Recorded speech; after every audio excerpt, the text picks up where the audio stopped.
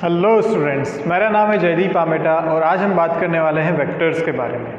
अभी तक हम जितना पढ़ चुके हैं वो सारा का सारा फिज़िक्स पढ़ने से पहले की प्रिपरेशन है और ये भी उसी में से एक है कि वेक्टर क्वांटिटीज़ आखिर होती क्या हैं।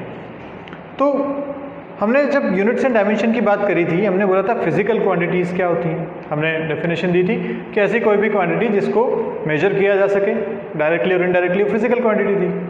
अब वैसे ही उन्हीं फिजिकल क्वांटिटीज़ का एक क्लासिफिकेशन है ये। फिजिकल क्वांटिटीज़ को हमने डिवाइड किया वेक्टर्स, स्केलर्स और टेंसर में। किस किस पे क्या क्या इसका बेस था इसको क्लासिफाई करने का। तो हमने बोला कुछ ऐसी क्वांटिटीज़ हैं जिनको बताने के लिए, जिनको स्पेसिफाई करने के लिए एक डायरेक्शन बताना ज़रूरी होता है। जैसे अगर मैं बोलूँ कि मैं यहाँ से चलना शुरू करता हूँ विद स्पीड ऑफ 10 मीटर पर सेकेंड, ठीक है, अच्छी बात है, 10 मीटर पर सेकंड से चलना शुरू किया मैंने, लेकिन कहाँ, किधर गया मैं? क्या मैं इस तरफ चलना शुरू किया या मैंने इस तरफ गया या मैं आपकी तरफ आया? किस तरफ मैंने चलना शुरू किया ये मैटर करता है ना। तो स्पीड थी 10 मीटर पर सेकंड, लेकिन अगर मैं स्पेसिफाई कर दूँ कि मैं 10 मीटर पर सेकंड से इस डायरेक्शन में मूव किया तो ये हो जाएगी velocity. Velocity is a vector quantity, speed is a scalar quantity, ठीक है। तो जो आप बाइक पे देखते हैं ना, बाइक के ऑडोमीटर में जो आपको स्पीड दिखती है वो होती है उस समय की इंस्टेंटेनियस स्पीड, जिसमें डायरेक्शन नहीं बताई होती है कि आप किधर जा रहे हो। लेकिन जो बंदा आपको बाहर से देखेगा वो क्या देखेगा कि आप इतनी स्पीड से इस डायरेक्शन में निकले, मतलब वो थी आपकी वेलोसिटी जो उस बंदे ने ऑब्जर्व करी। तो ऐसी क्वांटिटीज़ जिनको बताने के लिए डायरेक्शन की ज़रूरत पड़ती है, डायरेक्शन भी उनके साथ जोड़नी पड़ती है उनको बताने के लिए, वो क्वांटिटीज़ कहलाती हैं वेक्टर क्वांटिटीज़, ठीक है। तो स्केलर क्वांटिटीज़ कौन सी? जिसमें सिर्फ मैग्नीट्यूड काम चल जाएगा, कोई दिक्कत नहीं। जैसे मैं बोलूँ कि मुझे 5 किलो सामान चाहिए तो मैंने बोला 5 kg मास, कैसी क्वांटिटी हो गई? वो एक स्केलर क्वांटिटी। मुझे ये तो नहीं बताना पड़ा 5 kg सामान मुझे इस डायरेक्शन में चाहिए, ऐसा तो नहीं होता ना। तो वो है स्केलर क्वांटिटी। जबकि वेलोसिटी, एक्सेलरेशन, फोर्स, ये सारी कैसी क्वांटिटीज़ हैं? Vector quantities. जैसे मैं बोलूँगा फोर्स, तो अगर मैं इस पे फोर्स लगा रहा हूँ लेट्स से 1 न्यूटन, तो मैं किधर लगा रहा हूँ? भाई मैं ऊपर से फोर्स लगा रहा हूँ, मैं इस तरफ से फोर्स लगा रहा हूँ, मैं नीचे से फोर्स लगा रहा हूँ, कहाँ? डिपेंड करता है ना, हर का एक अलग अलग इस पर इफेक्ट होगा। जैसे अगर मैं ऊपर से 1 न्यूटन फोर्स लगाता हूँ, ये नीचे चलेगा। Same magnitude of 1 Newton force अगर मैं नीचे से लगाऊंगा तो ये ऊपर चलेगा, अगर मैं इधर से लगाऊंगा तो ये इस तरफ चलेगा। मतलब डायरेक्शन मैटर्स। तो वो सारी क्वांटिटीज़ जिसमें डायरेक्शन बहुत इंपॉर्टेंट है वेक्टर कहलाती हैं। टेंसर एक थर्ड क्वांटिटी है जो आपके काम की नहीं है, उसमें हम बहुत नहीं जाएंगे। मान लीजिए कि जो इन दोनों का एक कॉम्बिनेशन काइंड ऑफ बनता है वो होती है टेंसर क्वांटिटीज़। हमारे लिए इतना सफिशिएंट है, उससे ज़्यादा हमें नहीं जाना है। हमें काम पड़ेगा इन दोनों से, स्केलर एंड वेक्टर से। तो स्केलर सिर्फ मैग्नीट्यूड हो गया, वेक्टर जिसमें मैग्नीट्यूड डायरेक्शन दोनों इंपॉर्टेंट है। लेकिन वेक्टर की डेफिनेशन यहीं ख़त्म नहीं होती।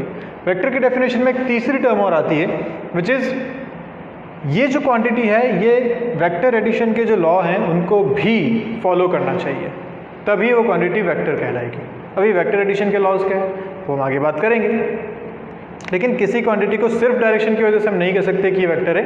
तीसरी ये कंडीशन भी इसकी सेटिस्फाई होनी चाहिए, तभी हम बोलेंगे कि ये वेक्टर है, ठीक है। जैसे एक एग्जांपल लेता हूँ मैं करंट का, इलेक्ट्रिक करंट, ठीक है।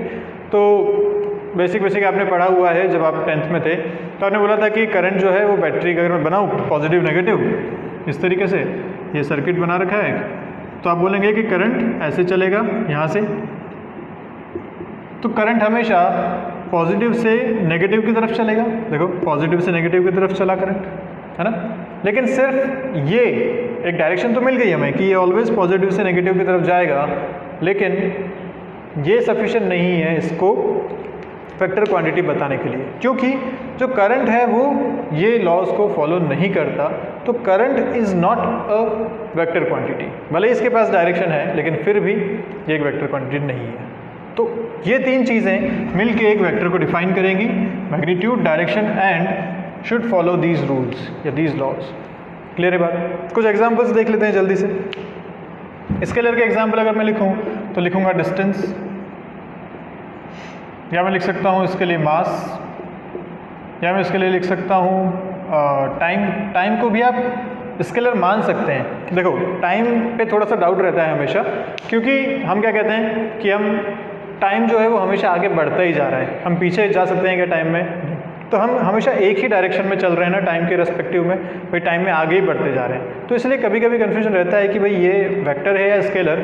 जनरली हम इसको मानेंगे स्केलर क्वांटिटीज़, ठीक है। ऐसे ही अगर मैं बात करूँ वेक्टर क्वांटिटीज़ की, तो वेक्टर में मैं लिखूँगा डिस्प्लेसमेंट,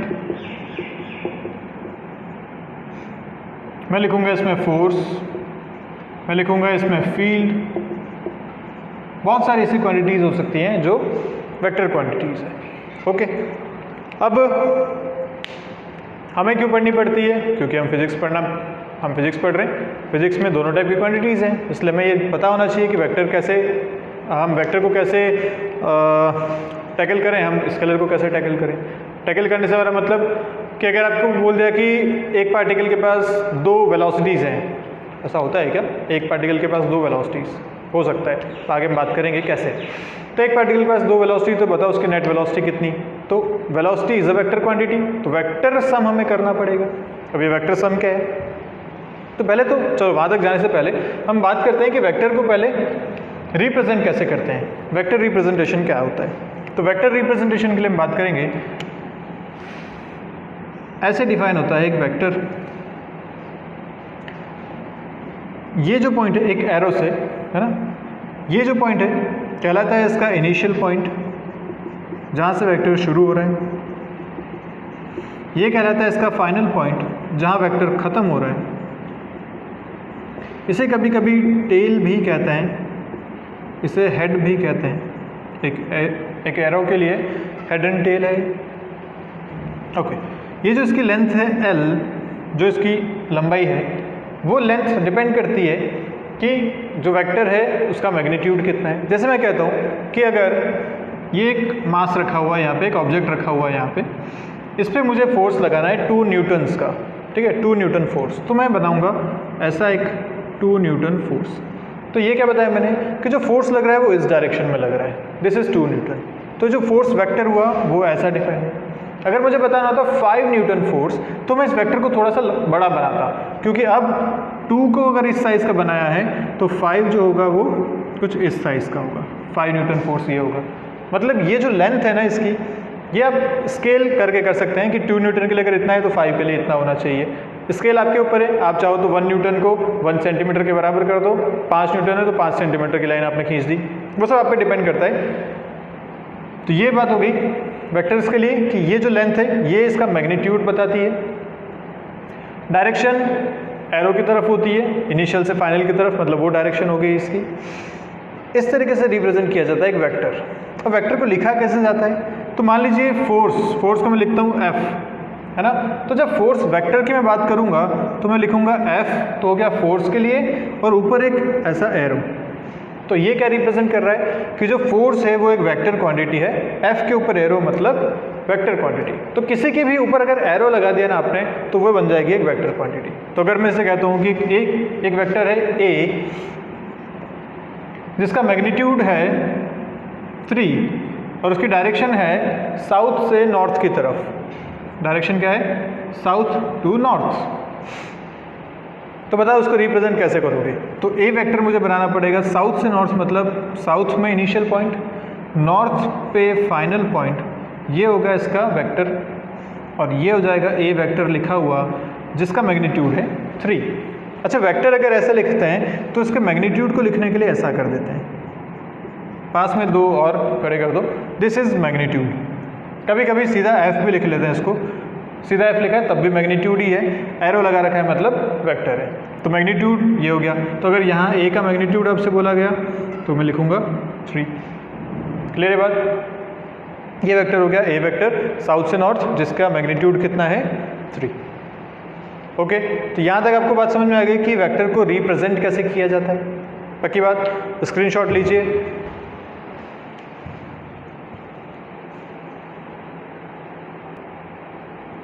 चलिए अभी अपन बात करते हैं टाइप ऑफ वेक्टर्स की। वेक्टर्स कौन कौन से टाइप के होते हैं? तो 2 वेक्टर्स को अगर कंपेयर करें तो हम टाइप ऑफ वेक्टर्स बता सकते हैं कुछ इस तरीके से। फर्स्ट अगर देखें तो इक्वल वेक्टर्स। इक्वल वेक्टर्स मतलब देखो, पहली बात तो ये है कि कोई भी वेक्टर जब बना था तो हमने क्या बोला था, वेक्टर किस किस चीज़ों से बना? एक मैग्नीट्यूड, दूसरा डायरेक्शन, ये दो चीज़ें हमारे पास चाहिए थी, तीसरा वो रूल्स फॉलो करना चाहिए, बिल्कुल सही बात है, लेकिन वेक्टर्स बना था इन दो चीज़ों से, मैग्नीट्यूड एंड डायरेक्शन। ओके, अब इन दो को हम कंपेयर करते हुए बात करते हैं equal, opposite, parallel, anti parallel, ये सारी बातें। जब इक्वल वेक्टर्स की बात हुई है तो दो वेक्टर्स इक्वल तब कहलाते हैं जब उनका मैग्नीट्यूड एंड डायरेक्शन दोनों सेम हो। जैसे आपको अगर स्केलर क्वांटिटी की बात करूं तो मैं बोलूँगा कि 2 kg इक्वल टू 2 kg है, क्योंकि मैग्नीट्यूड की बात है। तो आप चाहे 2 किलो सब्जी ले आओ, चाहे 2 किलो राशन ले आओ, बात तो वही है ना, दोनों मैग्नीट्यूड इक्वल है। लेकिन जब वेक्टर की बात होती है तो मैं अगर बात करता हूँ वेलोसिटी की, तो मैं बोलूँगा कि अगर 10 मीटर पर सेकंड से मैं इधर जा रहा हूँ या 10 मीटर पर सेकंड से इधर जा रहा हूँ, अलग अलग बातें हैं ना दो। इक्वल वेक्टर्स मतलब दोनों चीज़ें सेम होनी चाहिए, मैग्नीट्यूड एंड डायरेक्शन। तो इक्वल वेक्टर रिप्रेजेंट करेंगे आप ऐसे, अगर ये वेक्टर A है और ये वेक्टर अगर B है तो A इक्वल टू B तब होगा जब magnitude of A equal to magnitude of B हो और दूसरा दोनों की डायरेक्शन भी सेम हो। तो मैग्नीट्यूड भी सेम होना चाहिए और डायरेक्शन भी सेम होनी चाहिए। M for magnitude, D for direction, S for same. Clear है बात? चलिए बात करते हैं अपोजिट वेक्टर्स की। तो नाम से समझ में आ रहा है अपोजिट वेक्टर्स कब होंगे, जब एक वेक्टर हो ऐसा, दूसरा वेक्टर हो ऐसा। मतलब एक वेक्टर अगर उस तरफ पॉइंट कर रहा है तो दूसरा वेक्टर अपोजिट डायरेक्शन में पॉइंट करना चाहिए, ऐसे को बोलेंगे हम अपोजिट वेक्टर्स। लेकिन यहाँ पे मैग्नीट्यूड इक्वल होने चाहिए। अपोजिट कब बोला जाएगा, जब मैग्नीट्यूड मतलब लेंथ तो बराबर है लेकिन डायरेक्शन, सिर्फ डायरेक्शन अपोजिट है। तो ऐसे वेक्टर्स को बोलते हैं अपोजिट वेक्टर्स। मतलब इनका मैग्नीट्यूड तो है सेम लेकिन डायरेक्शन कैसी है, opposite. O for opposite, direction है इनकी अपोजिट। क्लियर है? बात करते हैं पैरेलल वेक्टर्स की। तो दो वेक्टर्स अगर ऐसे बनाए हुए ना, ये है वेक्टर A, ये है वेक्टर B, तो ये दोनों पैरेलल वेक्टर्स कहलाएंगे अगर दोनों सेम डायरेक्शन में पॉइंट कर रहे हैं। तो ये कैसे वेक्टर्स हैं, पैरेलल वेक्टर्स। तो यहाँ मैग्नीट्यूड सेम होना ज़रूरी नहीं है, मैग्नीट्यूड सेम हो ना हो कोई फ़र्क नहीं पड़ता, हो तो अच्छी बात है, नहीं हो तो कोई बात नहीं, लेकिन अगर डायरेक्शन सेम होना ज़रूरी है। क्लियर है बात? तो डायरेक्शन सेम होना इनका ज़रूरी है, तभी क्या कहलाएंगे ये पैरेलल वेक्टर्स। ओके, और एक बात और कि पैरेलल मतलब वेक्टर्स जो है ना, वेक्टर एक रिप्रेजेंटेशन का तरीका है। तो ऐसा है कि वेक्टर को आप अगर शिफ्ट कर दो ना खुद के पैरेलल, जैसे एक वेक्टर मैंने यहाँ बनाया, ये वेक्टर है, अगर मैं उसे उठा के यहाँ बना दूँ कोई फ़र्क पड़ेगा क्या? वही मैग्नीट्यूड, वही डायरेक्शन, अभी भी वैसा ही पॉइंट कर रहे हैं। अगर मैं इसे उठा के यहाँ बना देता तो कोई फ़र्क पड़ता क्या?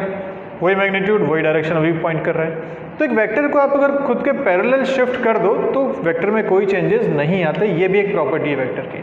तो अब लिख लीजिए इस बात को कि एक वेक्टर को अगर खुद के पैरेलल शिफ्ट किया जाता है तो वेक्टर चेंज नहीं होता है। क्लियर है बात? This is an important property. अगर इस वेक्टर को मैं रोटेट करूं तो, इस वेक्टर को मैं घुमाऊं तो, जैसे ये एक वेक्टर है, ठीक है, इस डायरेक्शन में पॉइंट कर रहा है, इसको अगर मैं घुमाना शुरू करूं तो ये ऐसे हो जाएगा। अब क्या इसकी डायरेक्शन ऐसे चली गई, अच्छा और घुमाया तो क्या भी है, ऐसे आ गया। डायरेक्शन इसकी चेंज हो रही है घुमाने पे। जब डायरेक्शन चेंज हो रही है तो क्या वेक्टर सेम रहेगा क्या? वेक्टर तो मैग्नीट्यूड और डायरेक्शन दोनों मैटर करती है ना। डायरेक्शन चेंज मतलब वेक्टर चेंज। तो किसी को अगर रोटेट करेंगे, किसी वेक्टर को अगर रोटेट किया मान लो इस डायरेक्शन में और भी ऐसा हो गया तो ये सेम वेक्टर नहीं रहा, वेक्टर चेंज हो गया। लेकिन आप इसे अगर खुद के पैरेलल शिफ्ट करेंगे कहीं भी तो ये वेक्टर सेम रहेगा, इसमें कोई दिक्कत वाली बात नहीं है। तो यही जो पैरेलल वेक्टर आपने बनाया, मैं इसको अगर ऐसा बनाता तो कोई दिक्कत थी क्या? ये A और ये आगे इसके B, कोई दिक्कत है क्या? इस A को उठा के मैंने यहाँ शिफ्ट कर दिया, इस B को उठा के यहाँ शिफ्ट कर दिया, कोई खास बात नहीं है ना। तो एक लाइन पे हैं तब भी आप उसे पैरेलल वेक्टर कह सकते हैं, इस तरीके से अगर दिख रहे हैं तब भी आप उसे पैरेलल वेक्टर कह सकते हैं। ऐसे इक्वल वेक्टर्स में भी अगर दोनों एक ही लाइन पे होते, जैसे यहाँ B है, इसके पीछे मैंने A को लगा दिया ऐसे, तो ये A उठा के मैंने यहाँ लगा दिया, दोनों का मैग्नीट्यूड सेम, डायरेक्शन अभी भी सेम, दोनों अभी भी इक्वल वेक्टर्स हैं। तो एक वेक्टर को आप खुद के पैरेलल शिफ्ट कीजिए, कोई खास दिक्कत उसमें नहीं होती है। रोटेट मत कर देना, रोटेट करो अगर तो पूरा करो, मतलब घुमा के उसको वापस वहीं ले आओ, वापस वहीं आ गया तो सेम ही रहा, कोई खास वाली बात नहीं। तो मतलब 2 पाई या 360 से अगर रोटेट किया तब तो वेक्टर सेम रहेगा, किसी और एंगल से अगर रोटेट कर दिया तो वेक्टर चेंज हो जाएगा। क्लियर है? ओके, तो यहाँ मैं लिख सकता हूँ कि vector A equal to, magnitude तो सेम था ही, इक्वल वेक्टर से मतलब vector A equal to vector B भी लिखा जा सकता है। अपोजिट वेक्टर्स को लिखते हैं vector A equal to minus of B vector, ये लिखा जाता है अपोजिट वेक्टर के लिए। माइनस क्या इंडिकेट कर रहा है यहाँ पे कि ये अपोजिट डायरेक्शन में है, ए और बी दोनों अपोजिट डायरेक्शन में है, ये इंडिकेट कर रहा है। और इन दोनों का मैग्नीट्यूड हमेशा सेम है, ये भी इंडिकेट कर रहा है। तो ये जो बोलते हैं ना, जो आपने ये बनाया ना, इसको बोलते हैं मॉड। क्या बोलते हैं? मॉड। तो mod of A is nothing but magnitude of A. तो अगर मॉड लिया जाता है तो माइनस चला जाता है, क्योंकि मैग्नीट्यूड हमेशा पॉजिटिव होता है। तो हम यहाँ से बोल सकते हैं कि इसका मैग्नीट्यूड बोलो या इसका मैग्नीट्यूड बोलो, दोनों इक्वल हैं। तो आप इसको ऐसा लिखेंगे A equal to minus B, A vector equal to minus B vector. इसका मतलब दोनों अपोजिट वेक्टर्स हैं। अगर A vector equal to B vector है मतलब इक्वल वेक्टर्स है। यहाँ हमें नहीं पता तो हम कुछ नहीं लिखेंगे इसके बारे में। एंटी पैरेलल वेक्टर्स, अब पैरेलल का उल्टा हो जाएगा, मतलब ये अगर ऐसा है और एक वेक्टर अगर ऐसा है, ये ए है ये बी है, तो A and B are anti parallel vectors. Parallel तो हैं, मतलब एक ही लाइन पे तो हैं ये लोग, एक ही तरफ, एक इधर है तो एक इधर है, पर डायरेक्शन अपोजिट है। क्लियर बात? तो एंटी पैरेलल हो गए। नेक्स्ट जो बहुत इंपॉर्टेंट टर्म है वो है यूनिट वेक्टर्स। मॉड में इधर लिख लेता हूँ, this is mod, mod is magnitude. Unit vector बहुत इंपॉर्टेंट है, बहुत ज़्यादा इंपॉर्टेंट है। यूनिट वेक्टर क्या होता है? यूनिट मतलब होता है 1, ठीक है? तो ऐसा वेक्टर जिसका मैग्नीट्यूड हो 1 उसे कहते हैं यूनिट वेक्टर, ठीक है? जिसका मैग्नीट्यूड कितना हो 1। इसको जब रिप्रेजेंट करते हैं तो इसको रिप्रेजेंट किया जाता है ऐसे, ए कैप। क्या है? कैप, टोपी पहना दी इसको अपन ने, ठीक है? या ए हैट भी बोलते हैं कुछ लोग, हैट मतलब भी टोपी, ए कैप। तो यहाँ वेक्टर साइन ना बता के अपन ने इसको ए वेक्टर ऐसा ना लिख के इसके लिए एक स्पेशल साइन बनाया, ए कैप। ये कब होगा? जब मैग्नीट्यूड कितना होगा 1। तो जिस वेक्टर का मैग्नीट्यूड 1 हो जाएगा उसे बोलेंगे हम यूनिट वेक्टर। क्लियर है? अब ये इंपॉर्टेंट क्यों हो गया इसके बारे में बात करते हैं। ये क्यों इंपॉर्टेंट है? देखो, मैंने बोला था कि कोई भी वेक्टर लिखा जाता है मैग्नीट्यूड और डायरेक्शन के कॉम्बिनेशन से। तो अगर मैं बोलूँ कि ए वेक्टर है जिसका मैग्नीट्यूड है ए और इसकी डायरेक्शन या इसका यूनिट वेक्टर है ए कैप, तो ये एक बहुत इंपॉर्टेंट रिलेशन है कि जो यूनिट वेक्टर है वो काम आता है हमेशा डायरेक्शन दिखाने के लिए। भाई वेक्टर बना किससे था? मैग्नीट्यूड एंड डायरेक्शन से। अगर मैग्नीट्यूड 1 कर दिया तो बचा क्या? खाली डायरेक्शन। तो A cap is nothing but direction. Direction दिखाने के लिए यूज होगा यूनिट वेक्टर। बहुत ही इंपॉर्टेंट रिलेशन है ये। ए कैप को ऐसा लिख सकते हैं, ए वेक्टर बाय मॉड ऑफ ए, या मॉड ऑफ ए को अपन कई बार सीधा ए भी लिख देते हैं तो ऐसा भी लिख सकते हैं आप। तो unit vector equal to A vector by A. बहुत इंपॉर्टेंट रिलेशन है ये याद होना चाहिए as it is. Unit vector का काम क्या है? डायरेक्शन दिखाने के काम आता है। किसे कहते हैं यूनिट वेक्टर? जिसका मैग्नीट्यूड 1 हो। तो मैग्नीट्यूड 1 हो गया तो खाली डायरेक्शन बची, डायरेक्शन के लिए एक कैप उसे लिखा जाता है। तो X cap, Y cap, Z cap, ये सारी चीज़ें डायरेक्शन दिखाएंगी आपको। क्लियर है बात यहाँ तक सारी? चलिए, अब यूनिट वेक्टर से रिलेटेड ही कुछ इंपॉर्टेंट बात, अपन जो कार्टेशियन कोऑर्डिनेट यूज़ करते हैं, कार्टेशियन कोऑर्डिनेट मतलब एक्स वाई जेड एक्सिस जो आप यूज़ करते हैं उसे बोलते हैं कार्टेशियन कोऑर्डिनेट। ऐसा, ये x होता है, ये y होता है और ये z होता है, ये यूज़ करते हैं ना। तो यूनिट वेक्टर्स हमने कुछ डिफाइन कर लिए x, y और z के अलावा। ऐसा क्यों किया? क्योंकि देखो, हम रहते हैं एक 3D वर्ल्ड में और डायमेंशंस की खोज कर रहे हैं अभी साइंटिस्ट, टाइम को भी डायमेंशन मान रहे हैं, लेकिन अभी तक फिलहाल हमारे लिए कितनी डायमेंशन से? 3 डायमेंशंस। तो 3 डायमेंशंस में अगर कोई भी मुझे डायरेक्शन बतानी है तो इन 3 के कॉम्बिनेशन से मैं बता सकता हूँ ना। जैसे मैं बोलूँगा कि अगर x से इतना एंगल ऊपर, y से इतना एंगल, z से इतना एंगल, तो क्या मुझे एक डायरेक्शन मिल जाएगी? तो ये दिखाने के लिए 3D वर्ल्ड में डायरेक्शंस दिखाने के लिए हमने क्या किया, इन तीनों एक्सिस के अलोंग हमने यूनिट वेक्टर डिफाइन कर दिए। तो जो x के अलोंग यूनिट वेक्टर है वो है i कैप, y के अलोंग जो है वो है j कैप और z के अलोंग जिसको बोला गया वो बोला गया k कैप। तो जब भी आपको i कैप लिखा हुआ मिलेगा मतलब आप क्या समझेंगे? ये डायरेक्शन है अलोंग x एक्सिस। जब भी आपको j कैप मिलेगा आप क्या समझेंगे? ये डायरेक्शन अलोंग y एक्सिस। और जैसे ही आपको k कैप मिला आप क्या समझेंगे? ये डायरेक्शन है अलोंग z एक्सिस। क्लियर है बात? तो तीनों दिखाने के लिए हमने क्या किया, तीनों को यूनिट वेक्टर्स दे दिए, स्टैंडर्ड हैं, याद होने चाहिए, x के लिए i, y के लिए j, z के लिए k। क्लियर है बात यहाँ तक सारी? ओके, स्क्रीनशॉट ले लीजिए यहाँ तक, मिलते हैं अगली स्लाइड पे।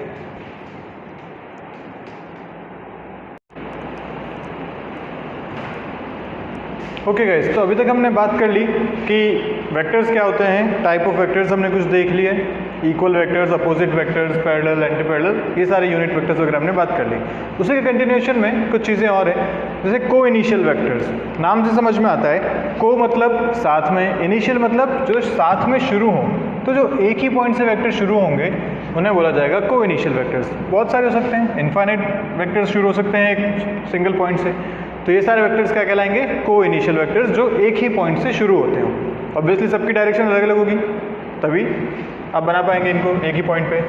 को प्लेनर वेक्टर, को मतलब साथ में, फिर से प्लेनर, एक ही प्लेन में हो। What is plane? एक सरफेस इमेजिन कर लीजिए, जैसे ये वाइट बोर्ड, ये एक पूरा प्लेन है। अब इस प्लेन में मैं जितने भी वेक्टर्स बनाऊं, लेट्स से ये दोनों वेक्टर्स मैंने यहाँ रखे, इस तरीके से दो वेक्टर्स रखे, तो ये दोनों कैसे कहलाएंगे, को प्लेनर वेक्टर्स। क्या ये अभी को इनिशियल भी हैं? बिल्कुल है, क्योंकि दोनों एक ही पॉइंट से शुरू हो रहे हैं। अच्छा, इन दोनों को अगर मैं ऐसे शिफ्ट कर दूं तो अभी ये को इनिशियल तो नहीं है, लेकिन अभी भी को प्लेनर जरूर है, क्योंकि अभी भी ये इस प्लेन में है। लेकिन अब सोचो कि मैं इसे एक को उठा के ऐसे कर दूं, ऐसे कर दिया, तो अब क्या ये वाला जो वेक्टर है ये इस प्लेन में है क्या? नहीं, अब ये प्लेन से बाहर की तरफ है ना, इस तरह के। तो ऐसे वेक्टर जो एक प्लेन में नहीं होते हैं उन्हें नॉन कोप्लेनर वेक्टर बोलेंगे, और ऐसे वेक्टर जो एक ही प्लेन में हो उन्हें कोप्लेनर वेक्टर्स बोलेंगे। ठीक है, तो एक ही प्लेन में अगर कोई वेक्टर्स हैं, जैसे ये अगर प्लेन है और इसमें अगर दो वेक्टर्स, तीन वेक्टर्स में बना दूँ, तो ये तीनों वेक्टर्स कोप्लेनर वेक्टर्स कहलाते हैं। ठीक है, अच्छा, दो वेक्टर्स की अगर बात करूँ तो दो वेक्टर्स क्या हमेशा कोप्लेनर होंगे? ये आपके सामने एक स्टेटमेंट है, क्या दो वेक्टर्स हमेशा कोप्लेनर होंगे? सोचो तुम। यस, हमेशा होंगे। क्यों? एक प्लेन अगर मुझे बनाना है तो क्या मैं दो लाइंस से प्लेन बना सकता हूँ? इन दोनों को अगर ऐसे मिला दूँ तो प्लेन बन जाएगा। सोचो ये दो वेक्टर्स अगर ऐसे रखे हुए थे, एक इसमें और एक इसमें, ऐसे दो वेक्टर्स, सोचो, या मान लो ऐसा था, आसानी से समझ पाएंगे, ऐसे दो वेक्टर्स हैं, क्या ये एक प्लेन बन रहा है? ये बाहर आता हुआ एक प्लेन बन रहा है, समझ पा रहे हैं आप लोग? ये वाला एक प्लेन जो बन रहा है, तो ये इस प्लेन में हमेशा रहेंगे ना, दोनों इस प्लेन में। तो कोई भी दो वेक्टर्स हमेशा कोप्लेनर होते हैं, उनमें कभी भी नॉन कोप्लेनर नहीं हो सकते। दो इज ऑलवेज कोप्लेनर। दो से ज़्यादा में बात आती है प्लेनर नॉन प्लेनर की। तो अगर ये तीन वेक्टर्स हैं, तीनों प्लेनर हैं, कोप्लेनर हैं, अगर एक ही प्लेन में है, दो ऐसे होते और एक ऐसा होता, तो ये सब मिलके अब नॉन कोप्लेनर हो जाते हैं, क्योंकि एक ऐसा है। ये सारी चीज़ें हो गई। बात करते हैं जीरो वेक्टर की। तो जीरो वेक्टर क्या है? नाम से समझ में आता है कि जीरो वेक्टर मतलब जिसका मैग्नीट्यूड जीरो हो, ऐसा वेक्टर। तो इसकी ज़रूरत क्या पड़ी हमें? भाई जीरो वेक्टर था, जब मैग्नीट्यूड ही जीरो है तो सोचो इसकी लेंथ, जो अपन बनाया, याद है अपने बनाया था कि ये अगर वेक्टर है तो ये जो लेंथ है ये इसका मैग्नीट्यूड बताती है कि अगर 10 मीटर पर सेकंड से वेलोसिटी है तो ये जो लेंथ है ये 10 मीटर पर सेकंड, 10 को रिप्रेजेंट करती है। अगर जीरो वेक्टर है, मैग्नीट्यूड जीरो है, तो ये लेंथ जीरो हो जाएगी, एक पॉइंट बन जाएगा, और पॉइंट की तो कोई डायरेक्शन होती ही नहीं है। तो फिर हमने जीरो वेक्टर या नल वेक्टर को क्यों बनाया? क्या ज़रूरत पड़ी इसकी? तो बस ज़रूरत यह है कि जैसे आप स्केलर क्वांटिटीज़ में करते थे कि अगर 2 - 2 करेंगे तो ज़ीरो आएगा, वैसे ही वेक्टर क्वांटिटीज़ की जब हम बात करेंगे मैथमेटिक्स की कि वेक्टर्स में एडिशन सब्ट्रैक्शन कैसे होते हैं, तो बात करेंगे कि अगर दो वेक्टर इक्वल हैं, उन दोनों को सब्ट्रैक्ट कर रहे हैं तो ज़ीरो आना चाहिए। लेकिन वेक्टर को जब सब्ट्रैक्ट या ऐड करते हैं तो रिजल्ट भी वेक्टर मिलता है। इसलिए हमने यहाँ एक ज़ीरो वेक्टर नाम से अलग हमने टर्म बनाई जो रिप्रेजेंट करती है कि मैग्नीट्यूड जीरो है लेकिन है एक वेक्टर क्वांटिटी, इसलिए नया टर्म जीरो वेक्टर्स। कोई खास बात नहीं है इसमें। ओके, ये बहुत इंपॉर्टेंट है, पोजीशन एंड डिस्प्लेसमेंट वेक्टर। पूरी मैकेनिक्स हमारी इन्हीं पे चलेगी, position vector and displacement vector. देखो पोजीशन वेक्टर क्या है, आपने कोऑर्डिनेट एक्सिस बनाया है, एक्स एक्सिस, वाई एक्सिस और यहाँ पे जेड एक्सिस। ठीक है, इसे कोऑर्डिनेट एक्सिस कहते हैं हम लोग। इस कोऑर्डिनेट एक्सिस में अगर मुझे बताना है किसी ऑब्जेक्ट का पोजीशन, कि ऑब्जेक्ट यहाँ रखा है और आप यहाँ खड़े हैं ओरिजिन पे, आप इस ऑब्जेक्ट को देख रहे हैं, तो क्या आप इस तरीके से देखेंगे इसको? ठीक है, आपकी आंखें जो हैं वो ओरिजिन पे है, आप ओरिजिन पे खड़े होकर इसे देख रहे हैं। तो क्या आप इसे ऐसे देखेंगे, इसे मतलब आपकी जो आई साइड जाएगी क्या वो ऐसे जाएगी, तो ये इसका क्या कहलाएगा, पोजीशन वेक्टर। क्लियर है बात। ओरिजिन से देखते हैं अगर किसी ऑब्जेक्ट को तो वो कहलाता है पोजीशन वेक्टर। अब ज़रूरी नहीं है कि हमेशा ओरिजिन हो, पर हमेशा देखने के लिए एक रेफरेंस की ज़रूरत होती है कि आप कहाँ बैठ के देख रहे हैं उसे। तो जनरली जब कुछ नहीं गिवन हो तो हम बात करते हैं कि हमारा रेफरेंस ओरिजिन होगा। हम एक, क्योंकि कोऑर्डिनेट सिस्टम भी हमने इसीलिए बनाया था, ओरिजिन भी इसीलिए बनाया कि एक रेफरेंस मिल सके हमें। तो जब कुछ नहीं गिवन है तो हम मानेंगे कि ओरिजिन के रिस्पेक्ट में देख रहे हैं। पर अगर सोचो मैं यहाँ बैठ के देखता तो भी तो देख सकता था, कोई बंदा यहाँ खड़ा है तो यहाँ से इस ऑब्जेक्ट को देख रहा है तो वो ऐसे देखता, उसकी आई साइड ऐसे आती, तो इसके केस में पोजीशन वेक्टर कौन सा होता, ये होता। क्लियर है बात। तो पोजीशन वेक्टर क्या, जहाँ से आप उस ऑब्जेक्ट को देखेंगे वो आई साइड जो आपकी जा रही है वो कहलाएगा position vector of that object with respect to you. With respect to मतलब आपके रेफरेंस में आप देख रहे हैं उसे। ओके तो जैसे आपके आसपास कोई ऑब्जेक्ट रखा हुआ है, आप उसे देखिए तो हर ऑब्जेक्ट का अलग अलग पोजीशन है ना। जैसे इस तरफ कुछ ऑब्जेक्ट है तो उसका पोजीशन वेक्टर ऐसा होगा, उधर है तो उसका पोजीशन वेक्टर ऐसा होगा, इधर है तो पोजीशन वेक्टर ऐसा होगा। जितने डिस्टेंस है उसके हिसाब से उसकी लेंथ भी कम होगी। अभी आई गेस क्लियर है आपको पोजीशन वेक्टर क्या होगा। ठीक है, अब सोचो नेक्स्ट है अपना डिस्प्लेसमेंट वेक्टर। तो जो ऑब्जेक्ट इस तरफ रखा है ना, एक काम करो, जो ऑब्जेक्ट उधर रखा है उसे थोड़ा सा उठा के कहीं पे शिफ्ट कर दो। ठीक है, अब ये इसका था इनिशियल पोजीशन वेक्टर, शुरू में यहाँ दिख रहा था, ये है उसका फाइनल पोजीशन वेक्टर।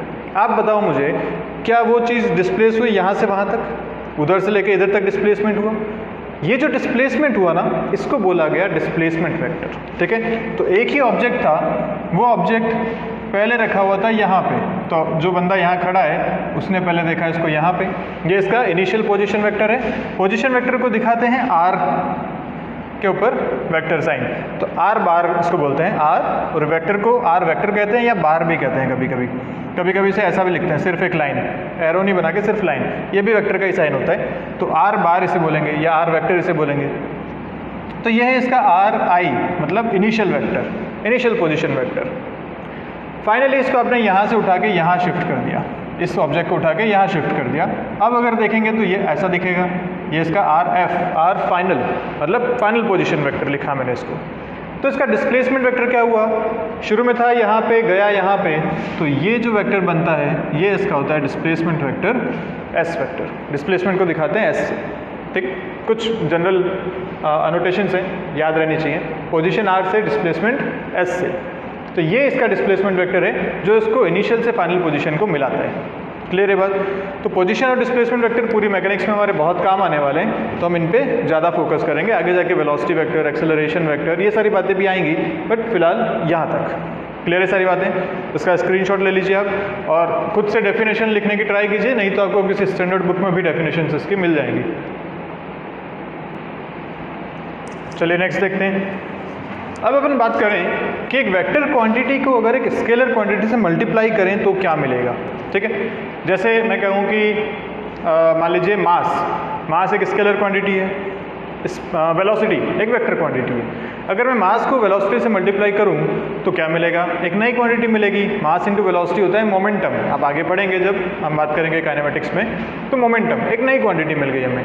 लेकिन ऐसा हुआ ना कि हम एक स्केलर को एक वेक्टर से मल्टीप्लाई तो कर सकते हैं, बिल्कुल कर सकते हैं। तो यहाँ क्या फ़र्क पड़ेगा उसका, उस पर बात करते हैं। तो देखो, अगर k एक स्केलर क्वांटिटी है, स्केलर क्वांटिटी मतलब सिर्फ मैग्नीट्यूड होगा इसके पास, डायरेक्शन की कोई बात नहीं होती इसमें। तो जब स्केलर को आप एक वेक्टर क्वांटिटी a बार मैंने लिखा हुआ ना, a वेक्टर लिखा हुआ है, तो ये हो जाता है इस तरीके से k टाइम्स a बार। या फिर देखिए इसमें एग्जांपल लेते हैं अपन। जैसे आपको बोला है कि a वेक्टर जो है वो है 2i कैप। ये क्या है 2i cap, what is this 2i cap? या चलो अभी इसको छोड़ो, अपन बात करते हैं कि एक वेक्टर ऐसा है, दिस इज a वेक्टर, और जिसका मैग्नीट्यूड आपको दे रखा है 2, ऐसा आपको दे रखा है। ठीक है, आई कैप जे कैप पे अपन बाद में बात करेंगे जब यूनिट वेक्टर्स को डिटेल में पढ़ेंगे। एक बार तो अपन ने सिर्फ बेसिक आइडिया लिया है, फिर से अभी अपन उसको पढ़ने वाले हैं। तो यहाँ आते हैं, ये एक वेक्टर है जिसकी डायरेक्शन है ऐसी, जिसका मैग्नीट्यूड है 2, मतलब ये लेंथ जो है वो 2 को रिप्रेजेंट करती है, डायरेक्शन इस तरफ। ओके, अब मेरे को कहा गया कि इसे आप मल्टीप्लाई कर दीजिए विथ 3, तो 3a बार मुझे बनाना है। तो 3a बार को मैं कैसे रिप्रेजेंट करूँ?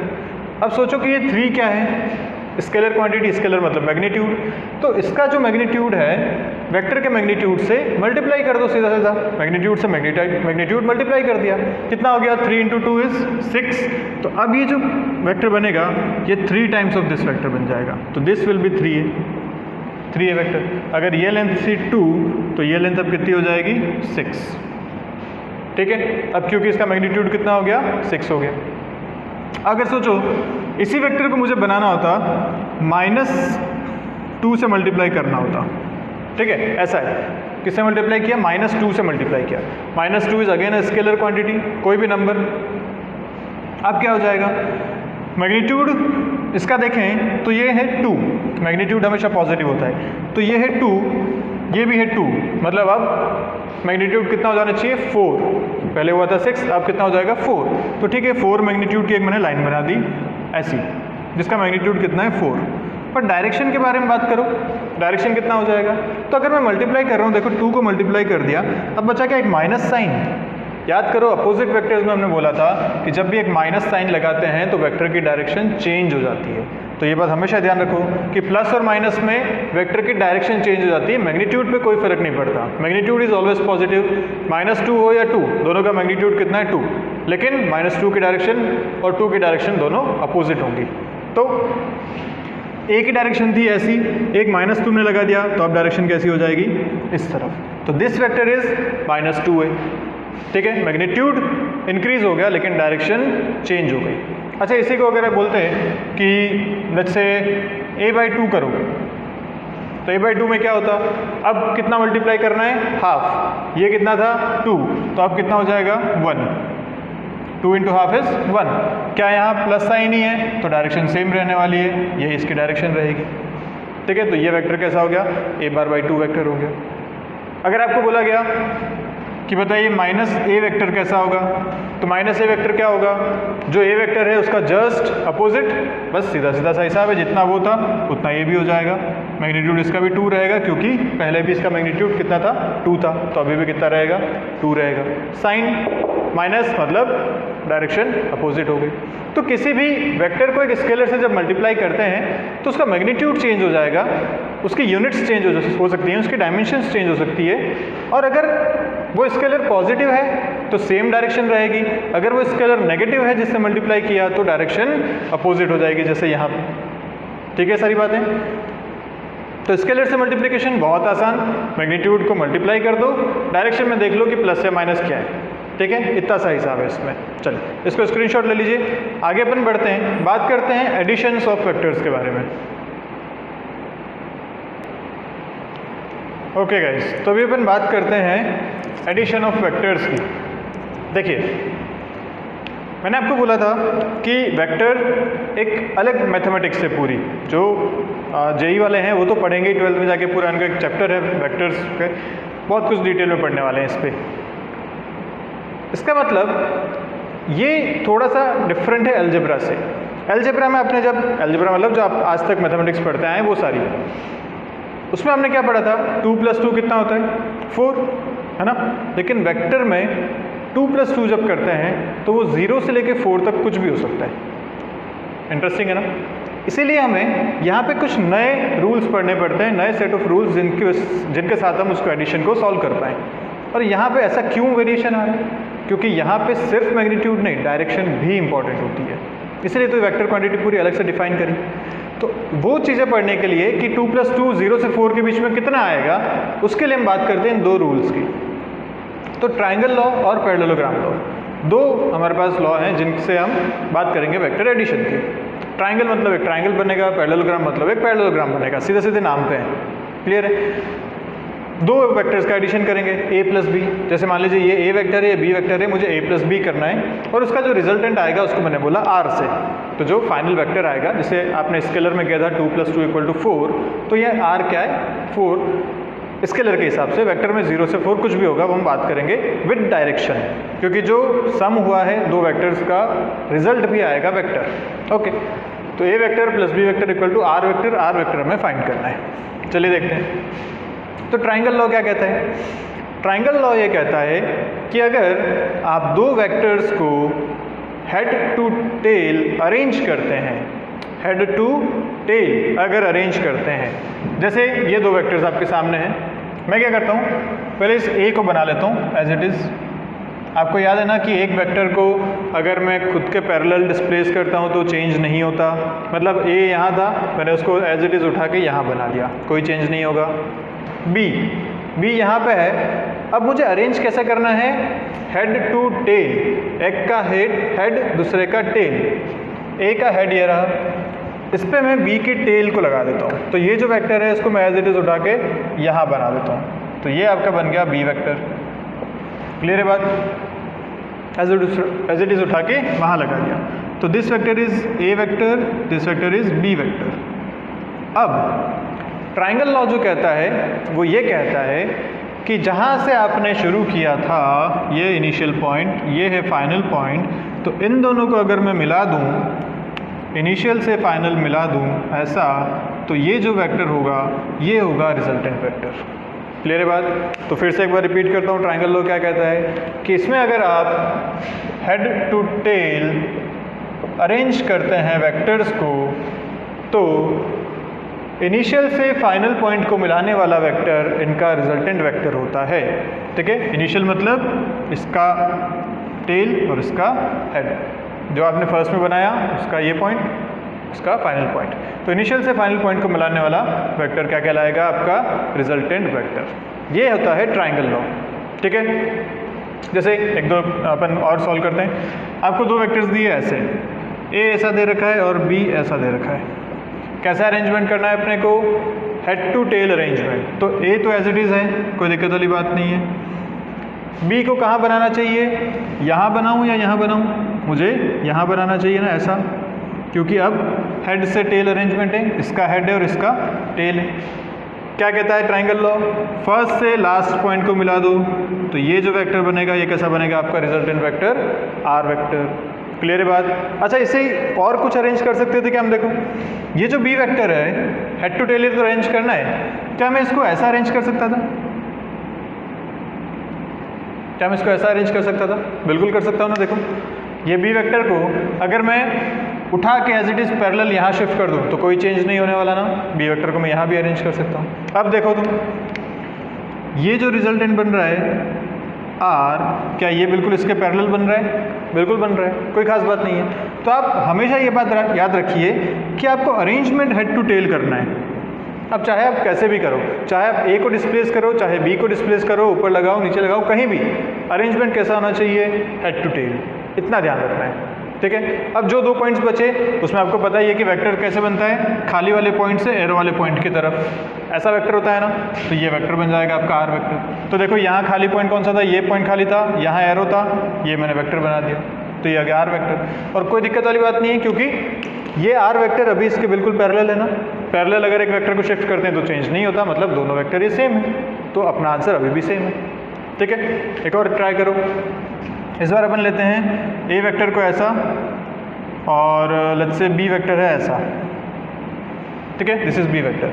अरेंजमेंट करते हैं, तो ये ए वेक्टर हो गया, बी वेक्टर को अरेंज करना है हेड टू टेल, यहाँ से अरेंज कर दूँ ऐसा, कोई दिक्कत वाली बात नहीं है। अब ये बच रहा है पॉइंट, ये आ रहा है एरो, ये मिल गया आपका आर वेक्टर, कोई खास बात।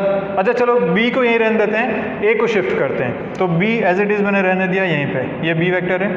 ए को शिफ्ट करते हैं इस बार, तो ए है ऐसा, मुझे हेड टू टेल अरेंजमेंट चाहिए, मतलब मैं इसको ए को यहाँ कनेक्ट कर दूँ, ये हो जाएगा ए वेक्टर। देखो इसको एज इट इज़ उठा के यहाँ रख दिया। अब देखो तो फिर से ये खाली पॉइंट, ये एरो, ये आर वेक्टर, क्या कोई चेंज हुआ, यही आर वेक्टर यहाँ था, यही आर वेक्टर यहाँ भी है।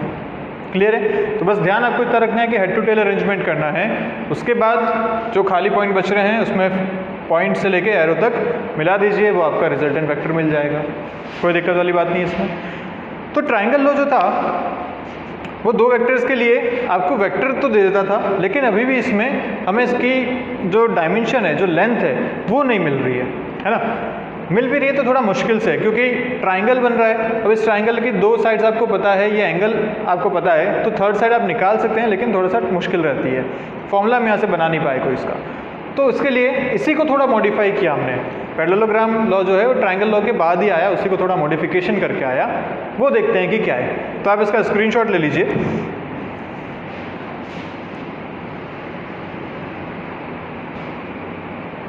ओके, तो पैरेललोग्राम लॉ में क्या करना है हमें? एक पैरेललोग्राम बनाना है। कैसे बनाना है? तो यहाँ का एक स्पेशल अरेंजमेंट है, यहाँ अरेंजमेंट है उसका उल्टा, जो पहले था उसका उल्टा अरेंजमेंट। यहाँ क्या कहता है ये कि जब आप दो वेक्टर्स को मिलाते हैं, ऐड करना है आपको, ये ए वेक्टर है, ये बी वेक्टर है, या आप बी वेक्टर को ऐसा ले लीजिए, थोड़ा आसान रहेगा अपने को भी सीखने में। ओके, अब आपको अरेंजमेंट करना है इनके समेशन का। तो ये कहता है कि यहाँ जो अरेंजमेंट होना चाहिए वो होना चाहिए टेल टू टेल, ये अरेंजमेंट यहाँ होना चाहिए, या फिर हेड टू हेड भी कर सकते हैं। पर कुल मिला के बात इतनी है कि यहाँ पे सिमिलर साथ में आने चाहिए, एक की टेल तो दूसरे के भी टेल, एक का हेड तो दूसरे का भी हेड। ट्रायंगल में इसका उल्टा था ना, एक की टेल तो दूसरे का हेड था, ठीक है। तो पैरेललोग्राम में अरेंजमेंट ध्यान रखिएगा, सेम सेम साथ में आने चाहिए। सेम साथ में कैसे आएंगे? तो ये अगर ए है तो यहाँ पे बी बना देता हूँ, ये हो गए साथ में, दोनों की टेल साथ में। क्लियर है बात? चलिए, अब अगर ये एंगल बनता है theta, this angle is theta, तो अपने को यहाँ क्या करना है? एक पैरेललोग्राम बनाना है। पैरेललोग्राम में मतलब क्या होता है? Two combinations of parallel sides, ऐसा ही होता है ना। तो मैं क्या करता हूँ, इस ए के पैरेलल एक वेक्टर यहाँ बना देता हूँ। वेक्टर को शिफ्ट करने पे कोई गड़बड़ नहीं होती। तो ये जो वेक्टर है ए, इसको शिफ्ट करके मैंने यहाँ बना दिया ऐसा, this vector is A vector, as it is यहाँ बना दिया इसको। और ये जो वेक्टर है बी, इसको शिफ्ट करके मैंने यहाँ बना दिया, ये हो गया आपका बी वेक्टर।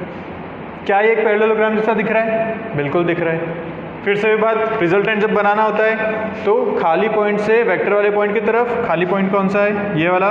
वेक्टर वाला एरो वाला पॉइंट कौन सा है? ये वाला। ये आपका बनेगा रिजल्टेंट। तो पैरेललोग्राम में जो डायगोनल बनता है ना, वो बनता है रिजल्टेंट। क्लियर है? एक बताओ इसमें बात, ट्रायंगल लॉ दिख रहा है तुम्हें यहाँ साफ साफ, देखो ध्यान से। ये ऊपर वाला अरेंजमेंट देखो कैसा है, क्या ये हेड है और ये इसकी टेल है, हेड टू टेल अरेंजमेंट हुआ है। और क्या यहाँ से यहाँ तक ही वेक्टर बनना चाहिए था रिजल्टेंट? वही तो बना है। नीचे वाला भूल जाओ अगर, तो क्या ऊपर ट्रायंगल लॉ दिख रहा है तुम्हें? अच्छा, ऊपर वाला भूल जाओ तो क्या नीचे ट्रायंगल लॉ दिख रहा है तुम्हें? तो है कुल मिला के ट्रायंगल लॉ ही। यहाँ से हम बस बात करेंगे मैग्नीट्यूड्स की। तो अब देखो, अपने को रिजल्टेंट आर का मैग्नीट्यूड भी चाहिए और प्लस ये डायरेक्शन भी चाहिए कि ये ए से कितना एंगल बना रहा है, फाई। ठीक है, तो थीटा जो एंगल है, थीटा एंगल है ए और बी के बीच में, फाई जो एंगल है वो ए और आर के बीच में। थीटा अपने को पता है ऑलरेडी, क्योंकि वेक्टर अपने को दिए हुए हैं। अपने को ए का मैग्नीट्यूड पता है, बी का मैग्नीट्यूड भी पता है, आर और फाई अपने को फाइंड करना है। क्लियर है? चलिए, तो कुछ मैथमेटिक्स लगाते हैं।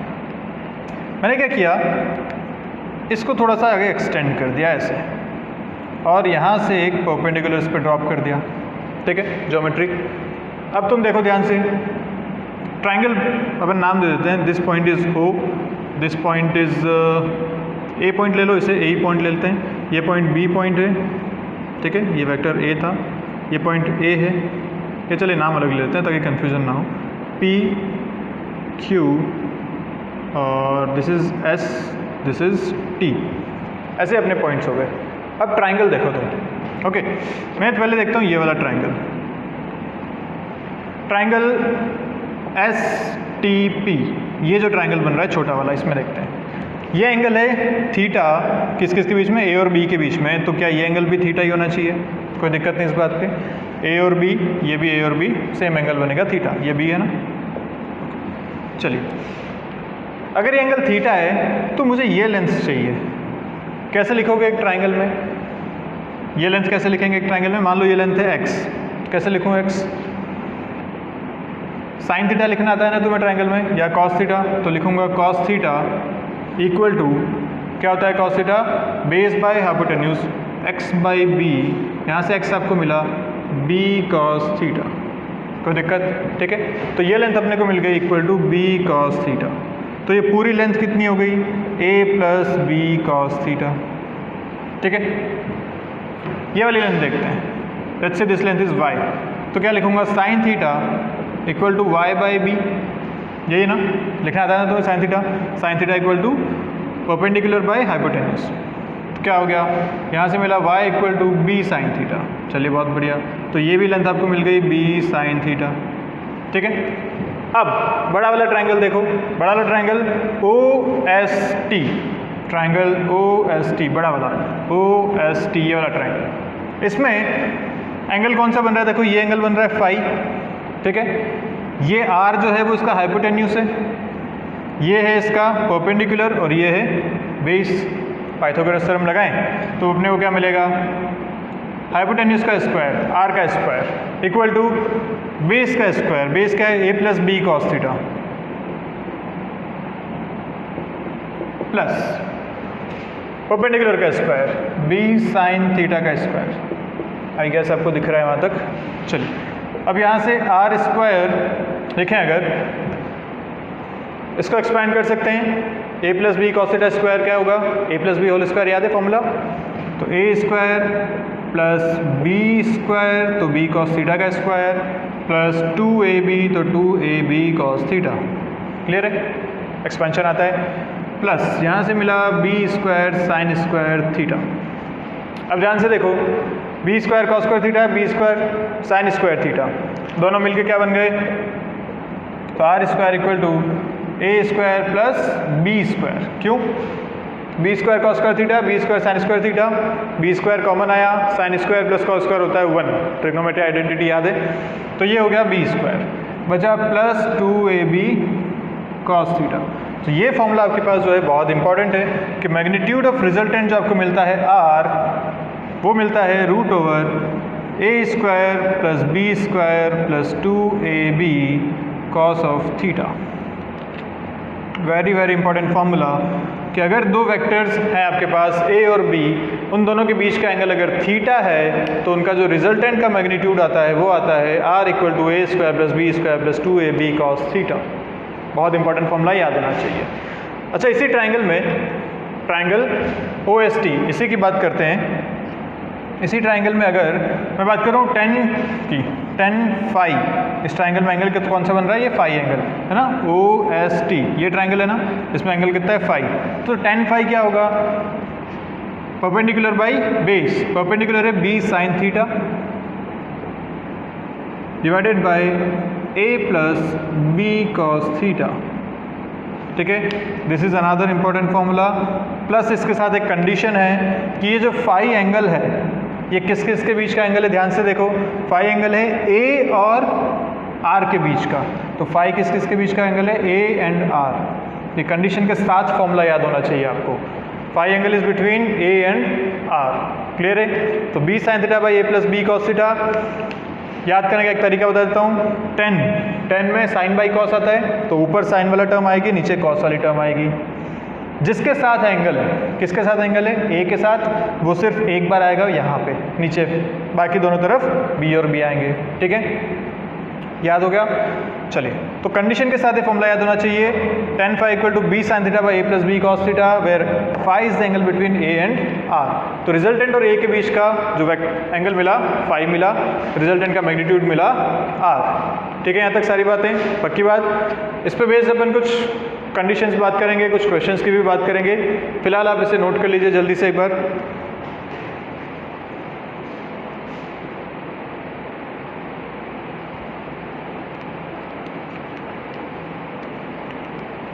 ओके, तो इस वीडियो को अपन यहीं ख़त्म करते हैं। मिलते हैं अपन नेक्स्ट वीडियो में, जहाँ अपन बात करेंगे इस पे बेस्ड कंडीशंस और कुछ क्वेश्चंस की।